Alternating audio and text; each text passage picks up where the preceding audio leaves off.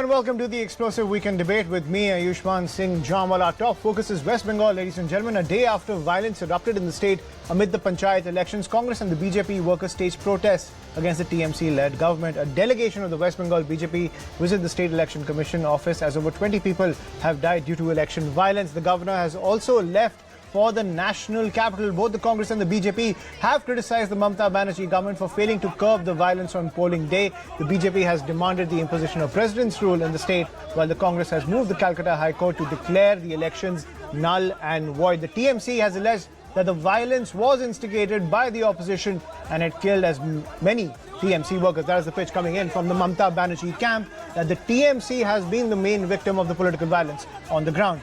As this political face-off escalates, as the war of words and the violence escalates in ground zero in West Bengal, and the state remains synonymous with political violence, ladies and gentlemen, the big question we ask is, who is stoking tensions on the ground?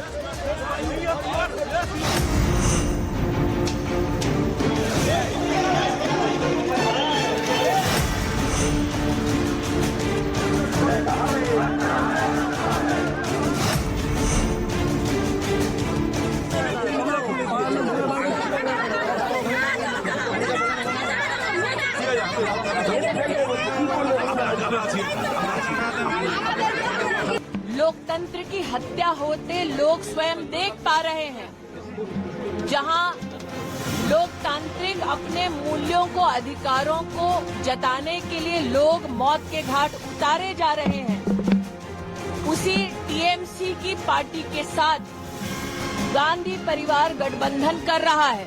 যে থাকে না না ঝঞ্ঝাট, না কোনো মারামারি, না কোনো ধরাধরি, না কোনো হিংসা, যে ভদ্রলোক কিছুর মধ্যে থাকেন, 3 দিন আগে যে হজ করে ফিরেছে সেই লোকটাকে কালকে পশুর মতো নৃশংসভাবে সে চায়ের দোকানে বসে থাকা অবস্থায়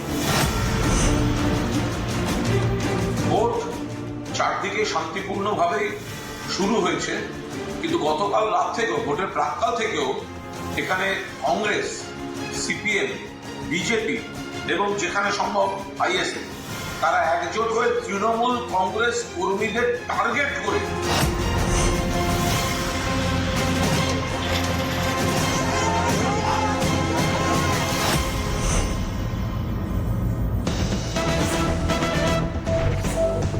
And this is a big piece of breaking news coming in, ladies and gentlemen. Repolling has been ordered in over 600 booths in West Bengal just a day after the Panchayat elections, which was marred by violence. Now, repolling has been ordered in over 600 booths. What we are learning is that repolling has been ordered in 175 booths in Murshidabad alone. 29 booths in Hooghly will go for polls again. 112 booths in Malda will go for repolling, 89 booths in Nadia, 46 booths in North 24 Parganas, 31 booths in Purba Mednipur, and 36 booths in South 24 Parganas.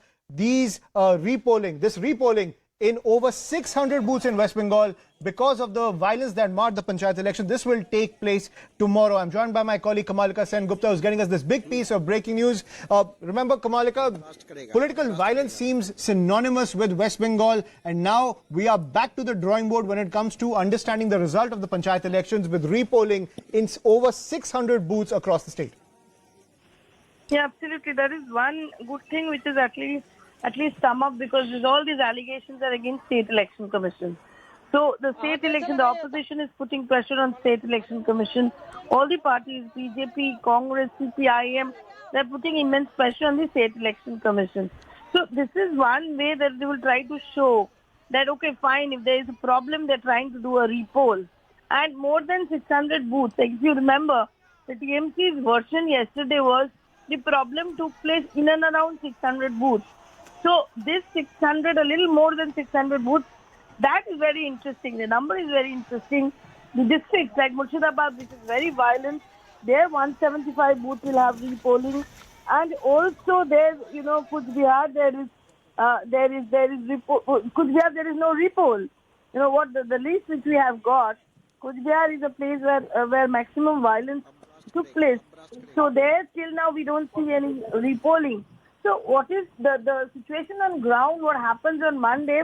that is really to be seen. Abid Chaudhary, the President of Congress, Bengal President of Congress, has already written a letter to the State Election Commission to provide proper security in the repolling. So whether he is going to give up proper security, how things remain tomorrow, that is something to be seen. On the other hand, Governor has rushed to Delhi. So he is expected to support a report on the poll violence. That is also a very interesting point which needs to be followed. Another interesting point which I would like to stress is that still central forces are coming. 649 central forces came, and the residue of from that 822 companies, they'll be coming today and tomorrow. So they have to look after the counting, repoll, and even 10 days to that. The poll is over, the central force drama is there. The BSF and the state forces are alleging each other like the state and central government. So a very different political pulse, and this definitely is going to have immense impact on 2024. Absolutely, absolutely. And it's complete chaos when it comes to the Panchayat elections in West Bengal. Thank you, Kamalka, for joining us for that piece of breaking news. Repolling tomorrow. Over 600 booths go for repolling again as the political war of words are only escalating in West Bengal. Let's go to our guest now. I'm joined by Sanju Verma, National Spokesperson of the BJP, Riju Datta, Spokesperson of the TMC, and Professor Dinesh Vashni, leader of the CPI. Good evening, everyone. Thank you for joining us on CNN News 18. Riju Datta, repolling in over 600 booths. Why is political violence and this breakdown of the entire democratic machinery always synonymous with West Bengal? Why do we always see this whenever there are elections in West Bengal? Look, every death is mournful, it is condemnable, but you have to understand what has transpired in this Panchayat elections. If your library is very strong and if you see all the high command of the entire Trinamul Congress, we have always appealed for, peaceful and fair and free elections, even before the poll was announced. And if you see the opposition parties, and if you see the loser of opposition, Shubhendu Adhikari, and see their inflammatory remarks in front of the common people, you will see what is happening. Now let me ask 3 questions to the politically sound viewers of your channel. And that is, number 1, if Trinamul Congress are perpetrators of violence, if we create violence, the fingers will be raised by the national media and all opposition parties on the ruling Trinamul Congress. So number 1, why should we do that? Number 2, out of the 39 unfortunate souls who have lost their lives, 24 of them are Trinamul Congress cadres, my brothers and sisters. So if we are the ones who are perpetrating violence, do we kill our cadres? Question number 2. And question number 3, if you see all opinion and exit polls throughout all channels, Panchayat election in Bengal, Trinamul Congress is winning hands down. So why do we need to create this ruckus, create this loss of life, which will show us in bad light? It is the opposition parties.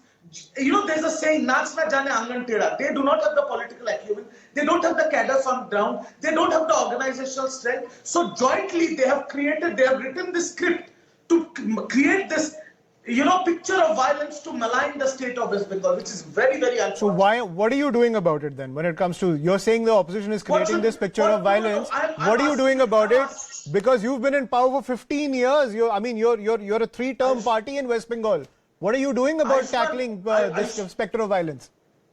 Ayushman, the law and order situation in Bengal, if I go down to the nitty-gritty, even though 600 booths have been repolled, I have some certain questions that I will go in the later of the show. But if you see, violence has occurred. Even if I see that 600 polls are going, so violence has occurred in 600 polls, or ballot somehow has been destroyed. That is 600 out of 61,500 booths.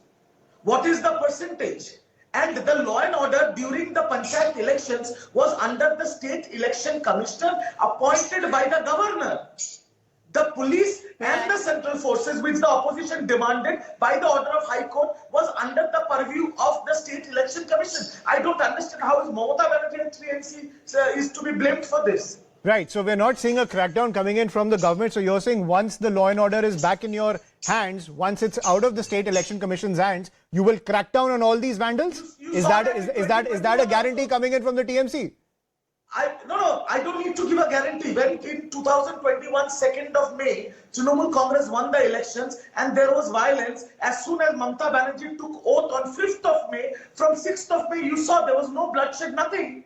What do you mean? What do you mean? No. What are you talking about? The post-poll violence right after 2021, there was chaos everywhere. The National Human Rights Commission had to come down to give a report. Sanju Verma, please come in. Is the TMC? Yeah, please come in. Is the TMC living in La La Land when it comes to that everything is okay on the ground and everything that's happening in West Bengal? We see this time and time again that there is violence on the streets. It's been happening since the time of the left, and now the TMC, being in power for so long in West Bengal, still points the fingers at the opposition. Ayushman, first and foremost, thank you for laying down the tenor of the debate by giving out those statistics. 175 booths in Murshidabad alone will see repolling, and out of the 600 odd booths that will see repolling, 376 from Murshidabad, Malda and Nadia. But the problem is not limited to these three areas. From Barakpur to Khargram to Jhargram to Arambagh to Kaliachak to Bankura to North 24 Parganas to South 24 Parganas, you have to just look at social media, and anyone who does not even follow politics but has basic common sense will realize that law and order has taken a flying leap out of the window under a thoroughly incompetent Mamata Banerjee. And I always tell this, Ayushman, the only way to solve a problem is at least to first take cognizance of it. But here, Mamata Banerjee is the new Dhritarashtra of Indian politics. Bengal, aag mein jhonk diya gaya hai, but she says, sab changa si, all is well. I want to now bust one falsehood which has been doing the rounds. And I've been on a zillion debates in the last 96 odd hours on the particular Panchayat poll issue of West Bengal. There is this narrative that TMC panelists have been peddling that law and order during a Panchayat poll is not the preserve of the state government, it is the preserve of the State Election Commission. So point number one, while State Election Commission Chief Rajiv Sinha was indeed appointed by the Governor C.V. Ananda Bose, after his appointment, Rajiv Sinha owes his allegiance under the constitution to the chief minister of the state, in this case Mamata Banerjee. Point number two, read article 324 right up till 329 of the constitution, which lays down the powers of the election commission and what it can and cannot do during be it Panchayat polls, Vidhan Sabha polls or any other polls for that matter. Article 324 and 326 say that while the duty of the election commission, be it central or state, is to ensure free and fair elections. In the case of Vidhan Sabha elections, the law and order continues to be the responsibility and the prerogative of the chief minister, in this case Mamata Banerjee. So Mamata Banerjee and her acolytes, please take onus, please take responsibility for a change. Do not shift the buck and say, हमारा तो law and order situation से कोई लेना देना नहीं है, लेना देना है और ममता बनर्जी की सरकार का ही लेना देना है. They have to take responsibility. My point number 3, and I think I will end with this. Forget what Sanju Verma is saying. Ayushman, even forget for a minute what your reporters are saying. I think you cannot question the integrity and the bona fides of the Supreme Court. And this is what the Supreme Court told Mamata Banerjee when State Election Commission on her behalf said, we don't need central paramilitary forces. Sab changa si. This is what the Supreme Court said. Holding elections cannot be a license to commit violence. Elections cannot be accompanied with violence. If the candidates are unable to file nomination or if they are finished off while they are going to file nominations, then where are free and fair elections? Absolutely. This is what Supreme Court asked Mamata Banerjee. Riju Datta, there has been an absolute condemnation of incompetent Mamata Banerjee government. TV debate पर आकर रोना धोना और बाकियों को blame करना बंद करो. Right, I'll give Riju Datta, I'll allow you to respond, but I want to get a view from Professor Dinesh Vashni as well. Sir, you're the bitter enemy of the TMC when it comes to the violent situation in West Bengal. But can you still join hands with them at the center? This conundrum still exists within the opposition camp. You are fighting them tooth and nail in West Bengal. Both the TMC and the left representatives are here. and you guys are joining hands to take on the BJP at the center. How does this work out? Look, joining hands against the BJP is also essential. But at present, we must say on behalf of the left parties and as well as on the CAPI that the Mamata Banerjee government and the Election Commission of West Bengal has failed in their duties to have the free and fair elections yesterday in the Panchayat Chunav of the West Bengal.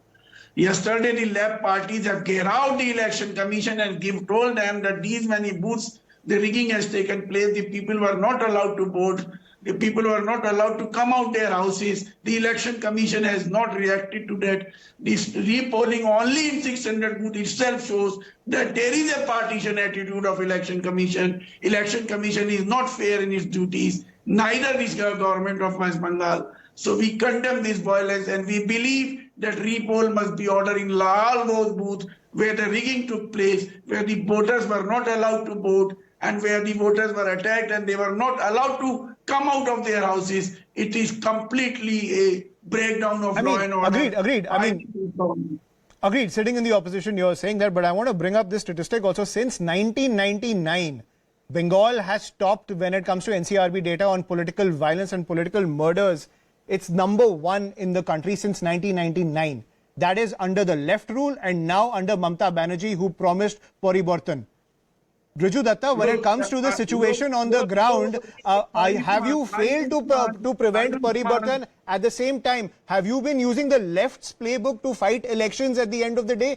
And respond to what Sanju Verma is saying. Are you dodging the accountability when it comes to law and order on the ground? Because why does this keep happening? State elections or Lok Sabha elections, Panchayat elections, we always see all this chaos on the ground. And now over 600 polling booths, there's going to be repolling in them. What does that say about the state of affairs in West Bengal? You have to take some accountability at the end of the day.